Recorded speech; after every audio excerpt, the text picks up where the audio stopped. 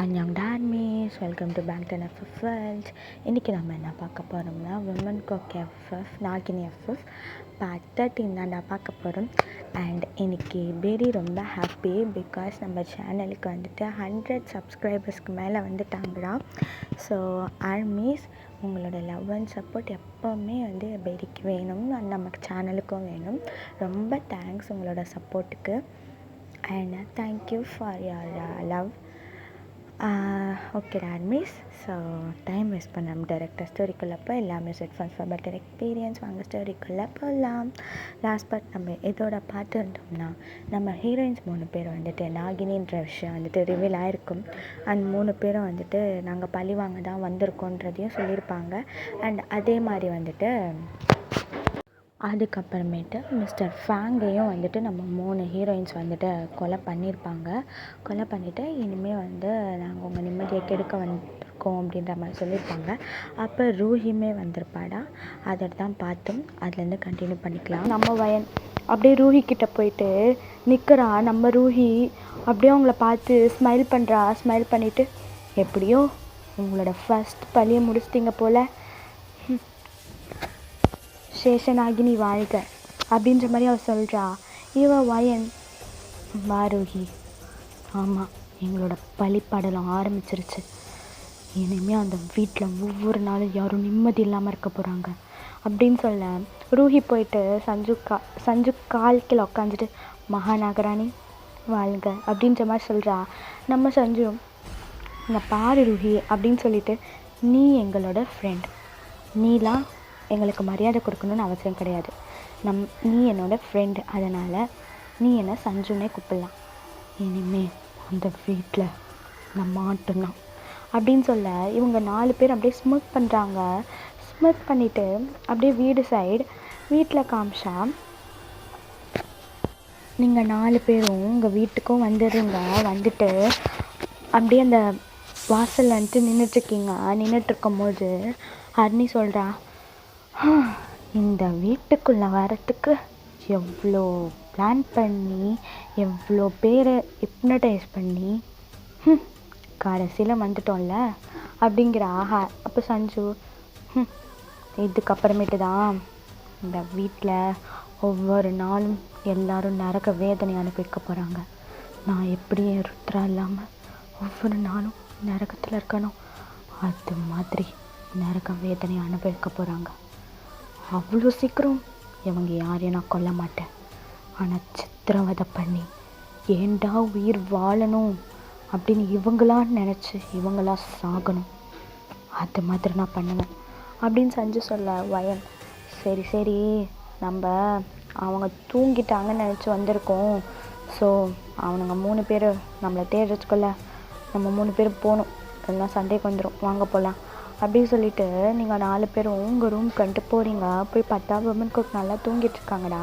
So நீங்களும் வந்துட்டு அப்படியே போய் எதுவுமே பண்ணாத மாதிரி சைலண்ட்டாக படுத்துக்கிறீங்க. இப்போது மறுநாள் மார்னிங் ஜேகே சைடு தான். ஜேகே ஏஞ்சிட்டு அப்படியே பார்க்குறான். பார்த்தா நீங்கள் இல்லை ரூமில். ஸோ வாஷ்ரூமில் இருப்பீங்களான்னு சொல்லிட்டு போய் பார்க்குறான். பட் நீங்கள் வாஷ்ரூம்லேயும் இல்லை. ஜேகே வந்துட்டு ஒரு வேளை கீழே அப்படி சொல்லிட்டு அவன் ஃப்ரெஷ்அப்லாம் ஆகிட்டு கீழே போய் பார்க்குறான். பட் நீங்கள் கீழேயுமே இல்லைடா. ஸோ ஜேகே வந்துட்டு ஒரு வேளை நேற்று நான் சொன்னதுனால அவள் பிடிக்காம கிளம்பி போயிருப்பாளோ. சரி, அவள் இஷ்டம், பிகாஸ் அவள் விருப்பம் இல்லாமல் தானே மேரேஜ் பண்ணிக்கிட்டா. இல்லை சொல்கிறதுக்கு எதுவும் இல்லை, அவள் போயிட்டான்னா அவளுக்கு சந்தோஷம்னா ஓகே அப்படின்னு சொல்லிட்டு ஜேகே வந்துட்டு உட்காந்துருக்காண்டா கீழே சாப்பிட்றதுக்கு பிரேக்ஃபாஸ்ட். அப்போ விமன் குக்கும் ஜிம்மனும் அவங்க வராங்க. வந்து எல்லாம் வந்துட்டு உட்காந்துருக்கும் போது கிச்சன்லேருந்து சாப்பாடெலாம் எடுத்துகிட்டு வராங்கடா டைனிங் ஹாலுக்கு. அப்போ தான் நீங்கள் 3 பேரும் வயன், சஞ்சு, ஹரிணி 3 பேரும் சாப்பாடு எடுத்துகிட்டு வரீங்க. ஜேகே பார்த்துட்டு இவ இன்னும் இருக்கா போலையா அப்படின்ற மாதிரி உங்களை பார்த்துட்ருக்கான். நீங்கள் எல்லாருக்கும் சர்வ் பண்ணுறீங்கடா. அப்போ ஜேகே உங்கள் காதுகிட்ட உங்களுக்கு கேட்குற மாதிரி, நீ போல எங்கே சார் போகணும், ஒன்றும் இல்லை அப்படின்ற மாதிரி சொல்லிவிட்டு அவன் உட்காந்துக்கிறான். உங்களுக்கு ஒன்றுமே புரியல, இவனுக்கு என்னாச்சு, ஏன் இப்படி கேட்குறான் அப்படின்ட்டு. ஸோ எல்லாருக்கும் சர்வ் பண்ணிட்டுருக்கீங்க. அப்போது மிஸ்ஸஸ் கிம்மு, கொடுங்கம்மா நாங்கள் பார்த்துக்குறோம், எல்லாம் மெய்ட்ஸ் இருப்பாங்க, நீங்கள் உட்காந்து சாப்பிடுங்கடா அப்படிங்கிறாங்க. அப்போது ஹரிணி இல்லைம்மா பரவாயில்ல, நாங்கள் சர்வ் பண்ணிவிட்டு அதுக்கப்புறமேட்டு சாப்பிட்டுக்குறோம் அப்படின்ற மாதிரி சொல்ல ஓகேன்னு சொல்லிட்டு எல்லாம் இப்போ சாப்பிட்டுட்ருக்காங்க. மீரா வாரா. அப்போ சஞ்சு அக்கா உட்காருக்கா அப்படி சொல்ல இல்லை நானும் உங்கள் கூட சர்வ் பண்ணிட்டு உங்கள் கூடயே சாப்பிட்றேன் அப்படின்ற மாதிரி சொல்லிவிட்டு இப்போ இந்த மற்றவங்களுக்கெலாம் வந்து டிஸ்ட்ரிபியூட் அதான் பரிமாறிட்டுருக்கீங்கடா. அப்போ மிஸ்டர் பார்க்கு இவன் எங்கே போனான்னு தெரிலடா அப்படின்ற மாதிரி சொல்கிறாங்க. யார் அப்படின்ற மாதிரி மிஸ்டர் கிம் வந்துட்டு கேட்குறாரு. அதான் ஃபேங்கு நேற்றுலேருந்து ஆளை காணும், எங்கே போய் தொலைஞ்சான்னு வர தெரில அப்படின்ற மாதிரி சொல்லிகிட்ருக்க எல்லாம் வந்து பார்க்குறாங்க. அப்போ மிஸ்டர் கிம் அவங்க பொண்ணு நல்லா வளர்த்து வச்சுருக்காங்க, அவங்க பண்ண தப்புக்கு அவர் எங்கேயாச்சும் போயிருப்பார் அப்படின்ற மாதிரி சொல்ல மிஸ்டர் பார்க்கு கரெக்டு தான், ஆனால் அப்படி விட முடியாதுல்ல, பேசாமல் ஒரு 2 நாள் வெயிட் பண்ணி பார்ப்போம், அவன் எங்கே இருக்கான்னு தெரிஞ்சது தான் ஓகே, இல்லாட்டி போலீஸ் கம்ப்ளைண்ட் கொடுப்போம் அப்படின்னு அவங்க பேசிகிட்ருக்க இங்கே மைண்ட் வாய்ஸ் அவன் செத்து ஆவியாக மேலே பறந்து போயிட்டுருப்பான் அப்படின்ற மாதிரி நீங்கள் மைண்ட் வாய்ஸ் நடிச்சிட்ருக்கீங்க. அதுக்கப்புறமேட்டு எல்லாம் பரிமாறிலாம் முடிச்சிட்ட பேருக்கு விமன் குக் ஆஃபீஸ் போகிறேன்னு சொல்லிட்டு போகிறாங்க. அப்போ நீங்கள் 3 பேர். அப்போ சஞ்சு கேட்குறா, சார் இல்லை சார் நாங்கள் ஆஃபீஸ் அப்படி சொல்ல தயங்க. ஃபர்ஸ்ட் நீ என்னை சாருன்னு கூப்பிட்றது நிறுத்து, தயங்கன்னு கூப்பிடு. பட் சார் தயங்கன்னு கூப்பிடு. ஓகே சார், சரி சரி தயங். ஆஃபீஸ் நீங்கள் 3 பேரும் வர வேண்டாம், இன்னிலேருந்து ரிசைன் பண்ணுங்கள் அப்படின்ற மாதிரி சொல்கிறான். நீங்கள் 3 பேரும் அப்படியே பார்க்குறீங்க. அப்போ ஜிம்முன்னு ஆஃபீஸ்க்கு நீங்கள் 3 பேரும் இனிமேல் வர தேவை கிடையாது, ரிசைன் பண்ணி லெட்டரை எங்களுக்கு இமெயில் பண்ணிடுங்க, நாங்கள் பார்த்துக்குறோம் அப்படின்ற மாதிரி சொல்லிட்டு அவங்க போயிடுறாங்க. நீங்கள் என்னடா இவனுங்க நினச்சிட்ருக்கானுங்க அப்படின்ற மாதிரி நீங்கள் 3 பேரும் அப்படியே மூஞ்ச பார்த்துக்கிறீங்க. பார்த்துட்டு ஓகே அப்படின்ற மாதிரி சொல்லிட்டு நீங்களும் வந்துட்டு போயிடுறீங்க. இப்போது மிஸ்டர் பார்க்குக்கு வந்துட்டு ஒரு கால் வருது. யாருன்னு சொல்லிவிட்டு அவர் பார்க்குறாரு. ருத்ரம்மா கிட்டேருந்து தான் கால் வருது. மிஸ்டர் பார்க்கு, சொல்லுங்கள் ருத்ரம்மா. என்னை பார்க்கவா? எதுக்கு? சொல்கிறத செய். இதோ வரேன் ருத்ரம்மா அப்படி சொல்லிவிட்டு மிஸ்டர் பார்க் மிஸ்டர் கிம்மை கூட்டிகிட்டு ருத்ரம்மா கிட்ட தான் போகிறாங்க. போனதுக்கப்புறமேட்டு ருத்ரம்மா உன்னோட பசங்களை பற்றி சொல்லுங்கள் ருத்ரம்மா. உங்கள் பசங்க யாருன்னு உங்களுக்கு தெரியும்ல, அப்படி இருந்தும் நீங்கள் ஏன் இன்னும் எதுவும் பண்ணாமல் இருக்கீங்க? ஆனால் ருத்ரம்மா அவங்க யாருன்னு நாங்கள் எப்படி கண்டுபிடிக்கிறது? உங்கள் பசங்க இன்னும் உயிரோடு இருக்காங்க, அதனால் இப்போத்துலேருந்தே உங்களுக்கு தெரியல, அந்த 3 நாகினிங்களும் இருக்காங்க. என்னைக்கா இருந்தாலும் உங்கள் 3 பசங்களோட சாவு அவங்க கையால் தான். ஏன்னா அப்படி தான் எழுதியிருக்கு. போன ஜென்மத்துலேயும் அதுதான் நடந்துச்சு, இந்த ஜென்மத்துலேயும் அதுதான் நடக்கும். நம்மளால் ஒன்றும் பண்ண முடியாது. ஆனால் அதுக்கு ஒரு வழி இருக்குது. அப்போ மிஸ்டர் கிம், என்ன வழி ருத்ரம்மா? அந்த 3 நாகினி யாருன்னு தேடி கண்டுபிடிச்சி அவங்கள கொல்லணும் அப்படின்ற மாதிரி சொல்கிறாங்க. மிஸ்டர் பார்க்கும் மிஸ்டர் கிம்மும் அது எப்படி பண்ணுறது? நான் அந்த மகாகாளிக்கு பூஜை பண்ணிகிட்ருக்கேன். அந்த பூஜை முழுமை அடைஞ்சிட்டா எனக்கு நிறைய சக்தி கிடச்சிரும்.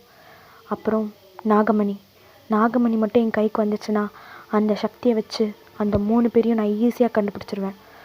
ஆனால் நாகமணி அப்படி சொல்ல மிஸ்டர் பார்க்கு, அதுதான் காணாமல் போயிடுச்சு ருத்ரம்மா, எங்கே தெரியும் கிடைக்கல அப்படின்ற மாதிரி சொல்லிட்டுருக்காங்க. ருத்ரம்மாவும் சீக்கிரம் அந்த நாகமணியையும் அந்த நாகினியையும் கண்டுபிடிக்கிற வேலையை பாருங்கள், இல்லைன்னா உங்கள் 3 பிள்ளைங்களோட உயிருக்கு ஆபத்து அப்படின்ற மாதிரி சொல்ல இவங்களும் அங்கேருந்து கிளம்பி வந்துடுறாங்க. வீட்டில் உங்கள் சைடு நீங்கள் 3 பேரும் ஹரிணியோட ரூமில் உட்காந்துருக்கீங்க. அப்போ ஹரிணி, எவ்வளோ பிளான் பண்ணி இந்த வீட்டுக்குள்ளே வந்திருக்கோம், அந்த நாகமணியை கண்டுபிடிக்கணும் அப்படின்னு சொல்லிட்டுருக்கா. அப்போது சஞ்சு, நாகமணி மட்டும் இல்லை, இந்த மொத்த குடும்பத்தையும் என் கையால் நான் அழிக்கணும் அப்படின்னு சொல்லிட்டுருக்கா. அப்போது வயன் பார்த்துட்டு, முதல்ல அந்த நாகமணி எங்கே இருக்குன்னு கண்டுபிடிக்கணும், அப்புறமேட்டு தான் இந்த குடும்பத்தை அழிக்க வேண்டிய வேலையை பார்க்கணும். ஏன்னா விமன் குக்குக்கு தான் நாகமணி எங்கே இருக்குன்னு தெரியும். அவனுங்களை அழிச்சிட்டோன்னா அப்புறம் நாகமணி எடுக்கிறது ரொம்ப கஷ்டமாக போயிடும்.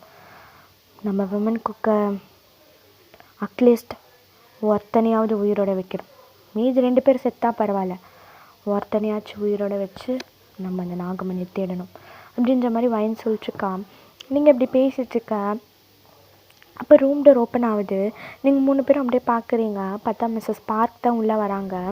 நீங்கள் 3 பேரும் அப்படியே ஏஞ்சி நிற்கிங்க. மிஸ்ஸஸ் பார்க்கு, என்னை மன்னிச்சிருங்கம்மா. ஐயோ ஏம்மா அப்படின்ற மாதிரி அன்னி கேட்குறா. மிஸ்ஸஸ் பார்க்கு, என்னோட கட்டாயத்தினால தானே நீங்கள் 3 பேரும் உங்கள் இஷ்டம் இல்லாமல் கல்யாணம் பண்ணிக்கிட்டீங்க. என்னை மன்னிச்சிருங்க. ஆனால் எனக்கு வேறு வழி தெரியலம்மா.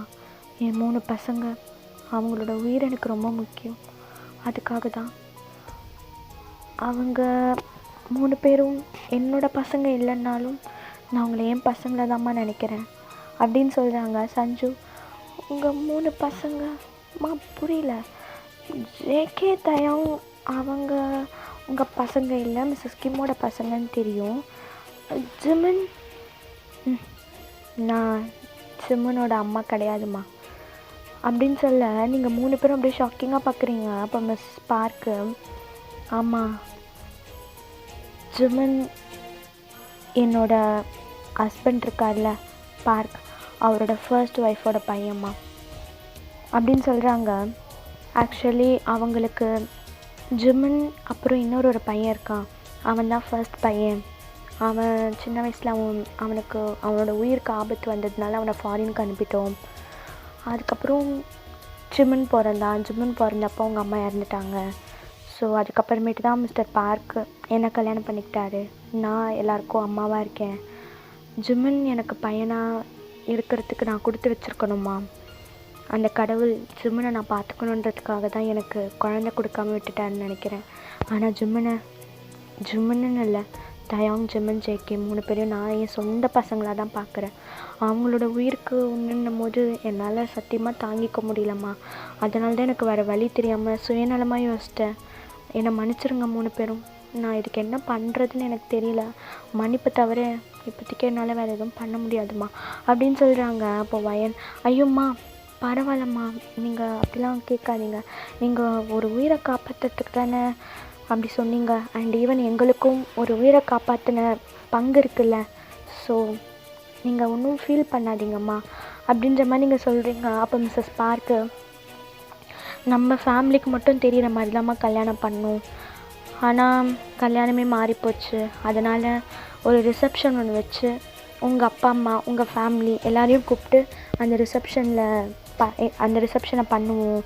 அது சொல்கிறதுக்கு தான் நான் வந்தேன் அப்படின்னு சொல்கிறாங்க. சஞ்சு, நீங்கள் உங்கள் இஷ்டப்படி பண்ணுங்கம்மா, நாங்கள் ஓகே தான் எங்களுக்கு அப்படின்னு சொல்கிறீங்க. மிஸ்ஸஸ் பார்க்கும், நான் உங்கள் வீட்டுக்கெல்லாம் வந்துட்டு ஃபோன் பண்ணி சொல்லிட்டேன்.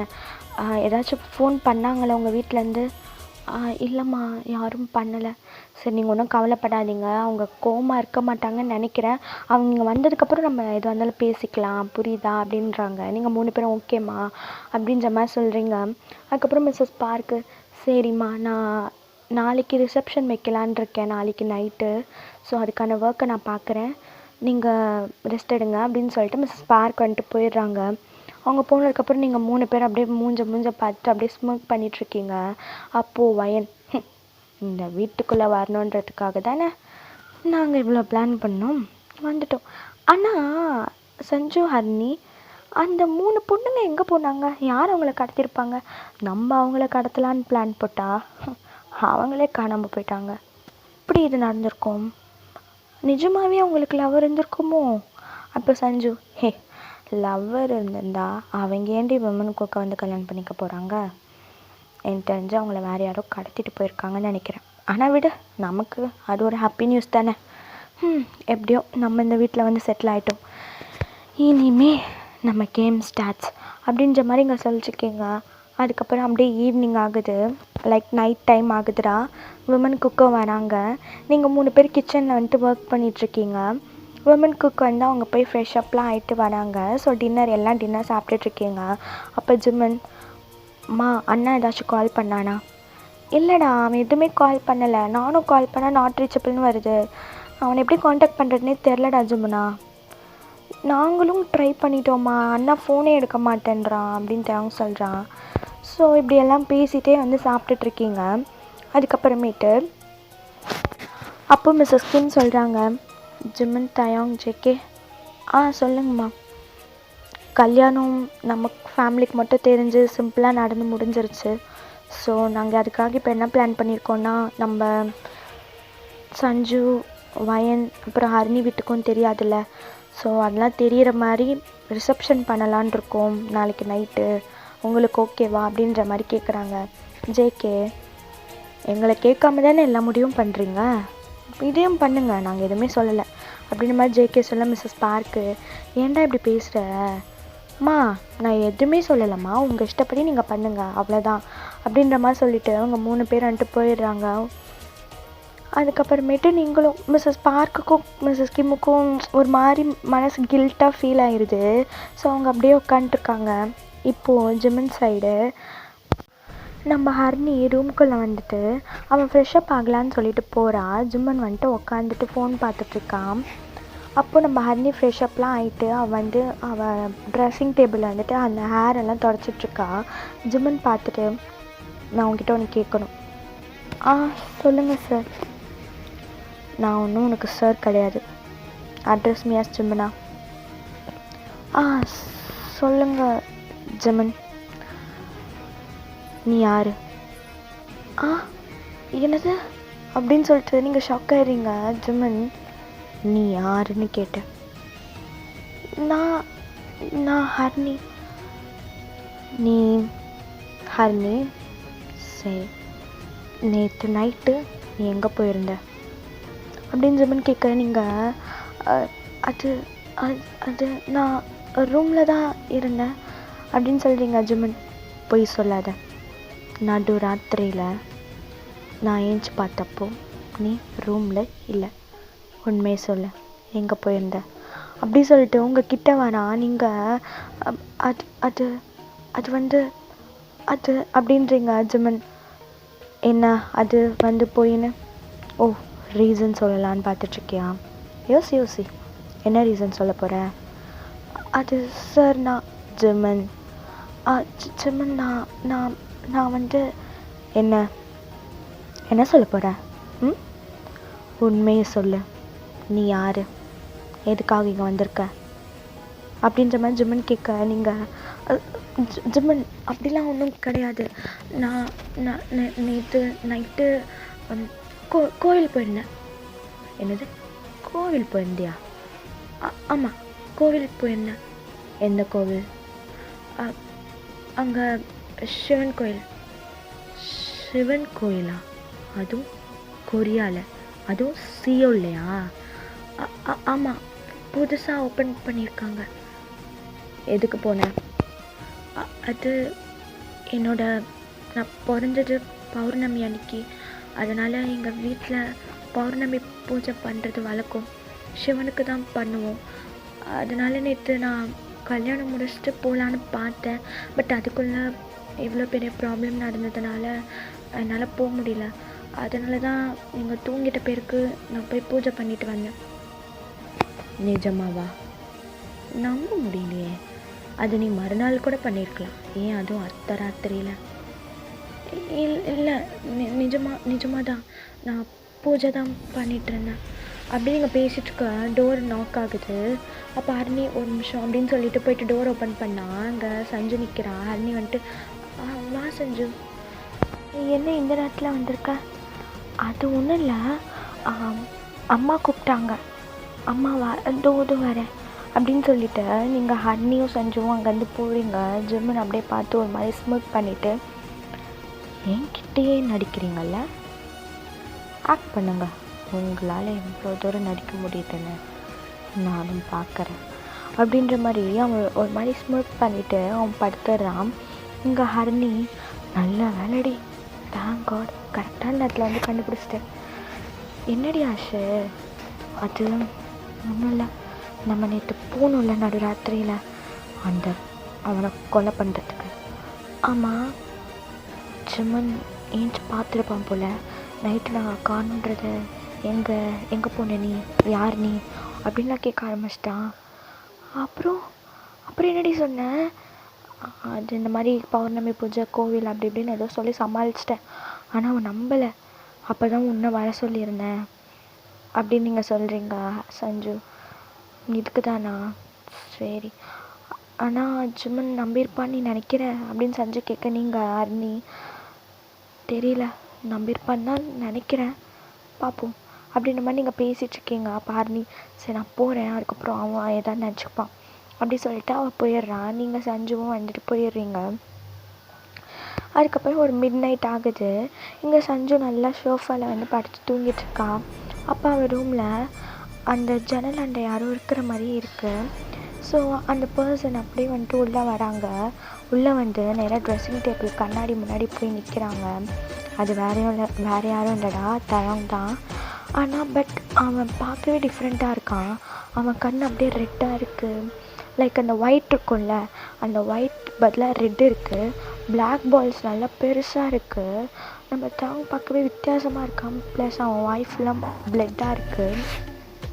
அவன் அப்படியே கண்ணாடியை பார்க்குறான். அப்போது அப்படியே அவன் கையை வச்சு அந்த பிளட்டெல்லாம் தொடச்சிட்டு இப்போது கண்ணை மூடி கண்ணை திறக்கிறான். இப்போ அவன் நார்மலாக ஹியூமன் மாதிரி இருக்கான்.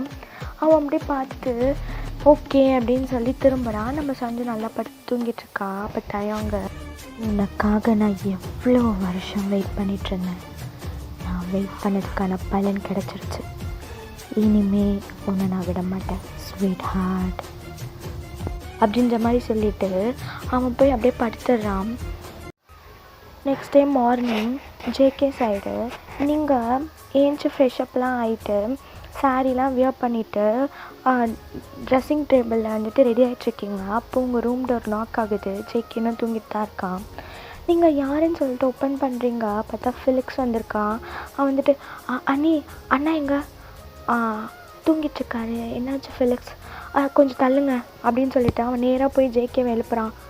அண்ணா அண்ணா ஏஞ்சிக்கோடா, அண்ணா ஏஞ்சிக்கோ, அண்ணா நம்ம அண்ணா வந்திருக்காரு ஃபாரின்லேருந்து, ஏஞ்சிக்கோடா அப்படின்னு கத்துறான். ஜேகே சத்தனை ஏஞ்சிட்டு அயங்க வந்துட்டாரா, ஆமாம் அண்ணா சீக்கிரம் வா அப்படி சொல்லிட்டு ஃபிலிக்ஸும் ஜேகேவும் இப்போ கீழே தான் போகிறாங்க. உங்களுக்கு ஒன்றுமே புரியல என்னாச்சு அப்படின்னு சொல்லிட்டு இதே மாதிரி தான் தயாங்கும் ஜிம்மனும் அவங்களுக்கும் போய் சொல்லியிருப்பான் போல். அவங்களும் வராங்க கீழே. வந்து பார்த்து நீங்களும் வரீங்க 3 பேரும். அப்போ ஒரு பர்சன் மிஸ்ஸஸ் பார்க் சொல்கிறாங்க, கால் பண்ணால் ஏன்டா ரீச் ஆகலை? சாரிம்மா, அது நெட்ஒர்க் ப்ராப்ளமாக இருக்கும் அப்படின்னு சொல்கிறாங்க. அது வேறு யாரும் இல்லைடா, யூங்கி தான் தயாங் ஜிம்மன் ஜேகேவோட அண்ணா. இவங்க யூங்கி பார்த்துட்டு, அம்மா தம்பிக்கு கல்யாணம்லாம் நடந்து முடிஞ்சிருச்சா? எப்போ கேட்குறான் பாரு, கல்யாணத்துக்கு வரது விட்டுட்டு அப்படின்னு சொல்லிட்டு மிஸ்டர் கிம் சொல்லிட்டுருக்காரு. யூங்கி, அதான் சொன்னேன்லப்பா நெட்ஒர்க் ப்ராப்ளம், என்னால் ரீச் பண்ண முடியல, லாஸ்ட் மினிட்ல டிக்கெட்டும் எனக்கு புக் ஆகலை அப்படின்னு சொல்லிட்டு யூங்கி சொல்லிட்டுருக்கான். அப்போ ஜிம்மன் ஜேகே தயாங்களாம் அயாங் அப்படின்ற மாதிரி வராங்க. யூங்கி, வளர்ந்துட்டிங்கடா, ரொம்ப பெரியவனங்களாம் வளர்ந்துட்டீங்க, கல்யாணம்லாம் ஆயிடுச்சு அப்படின்ற மாதிரி யூங்கி சொல்லிட்டுருக்க. ஜிம்முன்னு, நீ தான் எங்கள் கல்யாணத்துக்கே வரலல்ல, எங்கள்கிட்ட பேசாத அப்படின்ற மாதிரி சொல்ல யூங்கி, ஐயோ நான் அது எங்களுக்கு லாஸ்ட் மினிட்ல டிக்கெட் புக் ஆகலைடா ஜிம்முன்னு அப்படி சொல்லிட்டுருக்கா. அங்கே ஜயோஷி அவங்க யாரும் இல்லை, நம்ம யூங்கியோட ஒய்ஃப். அவங்க வந்துட்டு, ஆமாம் ஜிம்மன் ஜேகே தயாங் உங்கள் ஒய்ஃப்லாம் எங்கே, எங்களுக்கெல்லாம் காட்ட மாட்டிங்களா அப்படி சொல்லிட்டுருக்க. அப்போ தயாங் இதோ இருக்காங்க, சஞ்சு வா அப்படின்னு சொல்லிட்டு அவங்க ஒய்ஃபை அவங்க கூப்பிட்டு ஜிம்மன் சொல்கிறான், இவனோட ஒய்ஃப் ஹரிணி அப்படி சொல்ல தயாங், she is my wife Sanju.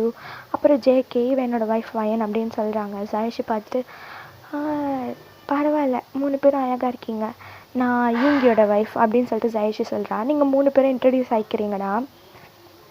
அதுக்கப்புறமேட்டு யூங்கி அதான் மிஸ்ஸஸ் பார்க் வந்துட்டு, சரி இப்படின்னு பேசிகிட்டு இருந்தேன், இப்படி போய் ஃப்ரெஷ்அப் ஆகிட்டு வாங்க, எல்லாம் சாப்பிடலாம் அப்படின்னு சொல்லிட்டு இப்போ எல்லாம் ஃப்ரெஷ்அப்லாம் ஆகிட்டு இப்போ சாப்பிட வராங்க. அண்ட் இதோட இந்த பாட்டிங்க முடிச்சுக்கலாம். அண்ட் எங்கள் டார் மிஸ் பாய்.